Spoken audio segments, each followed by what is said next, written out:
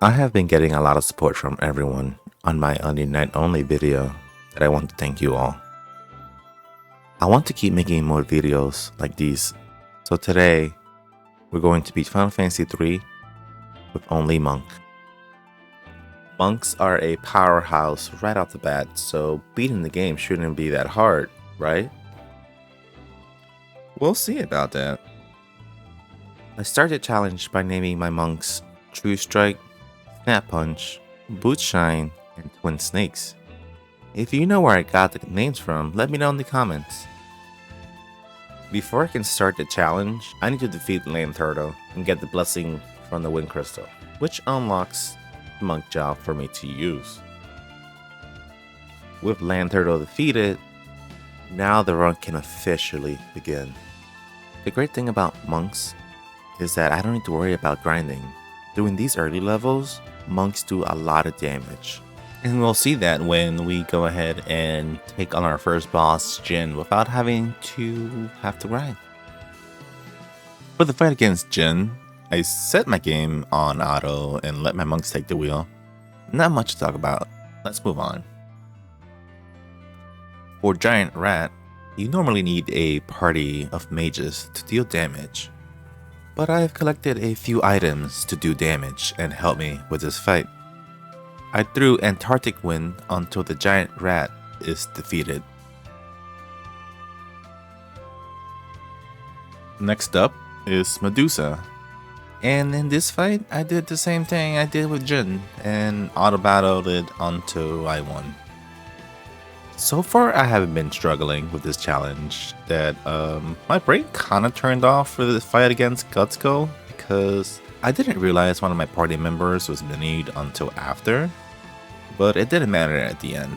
The fight against Salamander is where the game starts using attacks that target my entire party at once, and healing through the damage becomes hard and even impossible at times. I decided to use brute force and try to win. Shortly after Salamander, we reach Hien. I hope I'm saying that right. And I was slightly concerned about this fight, since we did not get the chance to collect damage-inducing items. After using all of my items, we managed to finish the fight with our fists, in true monk fashion. After going through a lot of story, we reach our next boss, Kraken. And for this fight, you'll be surprised what I had to do in order to win. If you guess spamming attacks, then you are correct. Let's move on. Next, it's Goldor, and this boss fight, I feel like it's always been a pushover. Attack until I win is a winning strategy. This is a good time to bring up this information. Monks cannot wear claws. Only Black Belt can. Black Belt is basically the upgraded version of Monk. Better stats, and the ability to wear claws. At this point, the game is trying to tell me to switch to Black Belt. Next boss fight is a tough one. Geruda beat me on the first try, which I was expecting going into it from my previous experience with this fight. I grinded a few levels until I had enough HP to survive 2 lightning attacks from Geruda, and luckily for me, that's all I needed. A lot more story progression later, we reach Hegatankier, who proves to be a bigger wall in this challenge than ever. My weakness of not being able to heal instantly after it targets my entire party is exploited.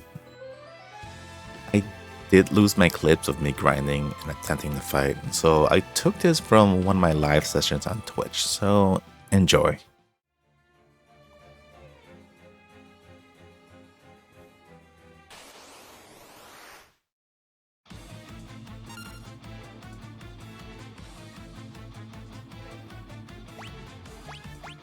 So we're gonna try 2 different strategies. Thanks for the good luck, Legend Legend. Gonna need it.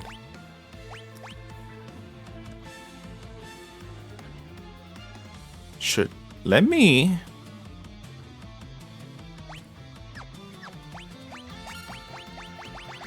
set up and keep attacking. I'm doing way more damage now. Quay. Don't like where this is going. Can survive at least one more quake. It's not worth healing, so I'm just gonna spam attack and hope for the best.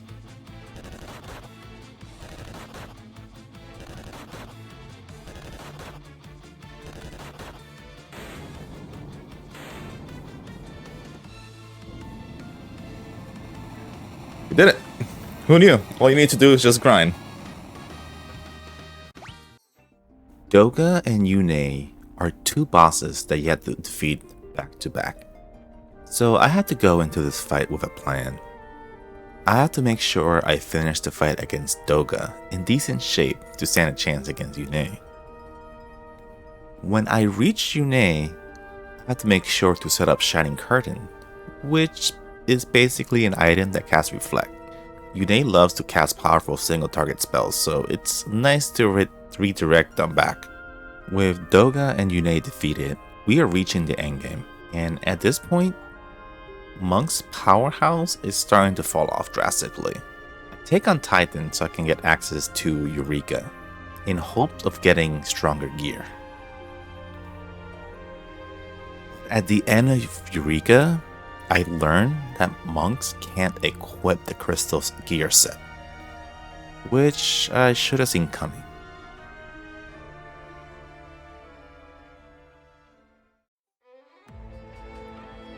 Encounters are getting tougher, with my outdated gear and using no weapons.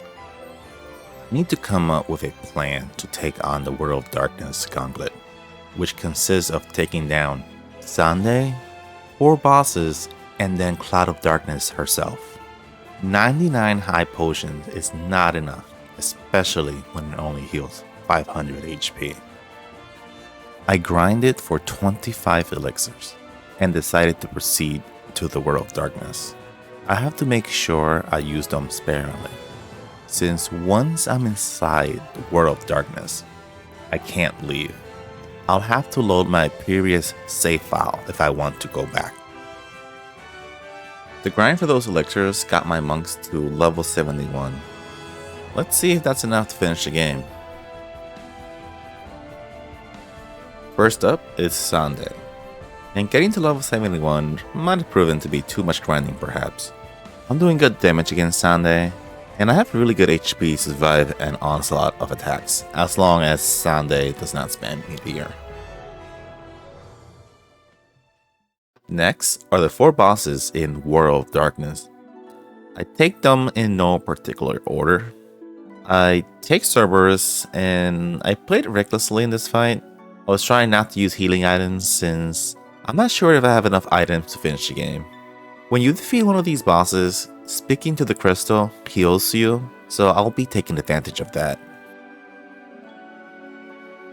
Echidna is next. Echidna loves to spam Flare and Quake to deal massive damage. And once its HP was low, it started using Drain to try to heal. We pushed through and barely secured a victory.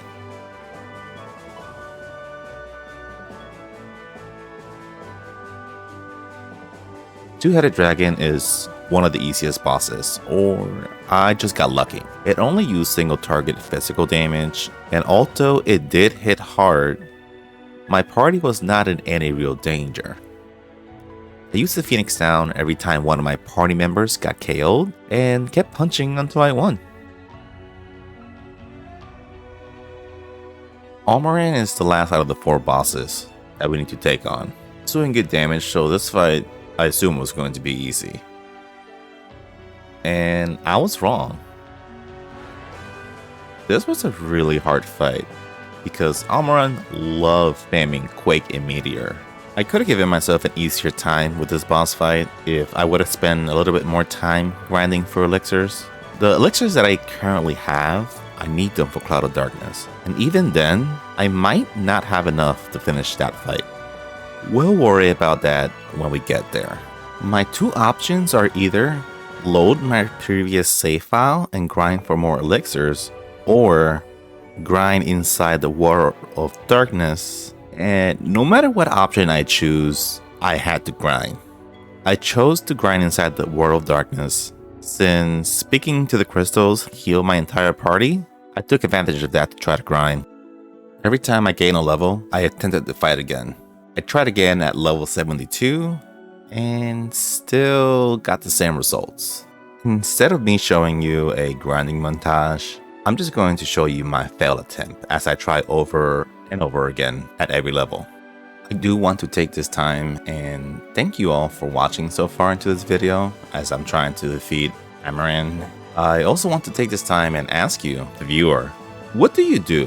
What do you listen? Or what do you watch when you're grinding in a video game? While grinding for this challenge, I was watching challenge videos, and I must say, it's great watching how people, including myself, come up with ways to make the games more challenging. Have you ever played a game and given yourself a self-imposed challenge? Besides the Onion Night only and this challenge, I tried playing Donkey Kong Country with only Donkey Kong. It's not possible, but it was a fun challenge to try. Let's go back and try again. At level 75, I started getting lucky, and I don't see too many meteors or quake being used. And thanks to that, I managed to squeeze a victory finally.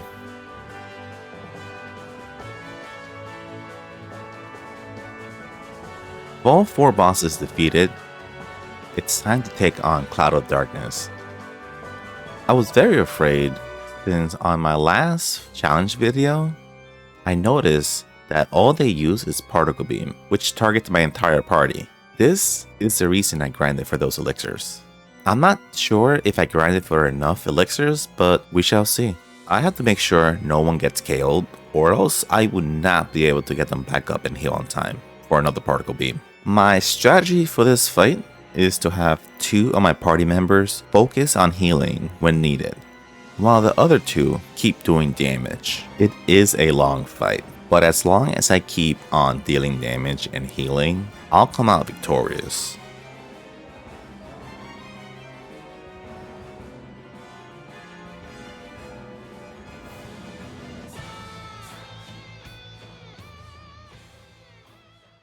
If you watch until the end, I hope you enjoyed the video. Thank you for watching. I underestimated how long these challenges can take alongside editing, but I would love to keep making more videos like these. Thank you for watching, and I'll see you in the next video.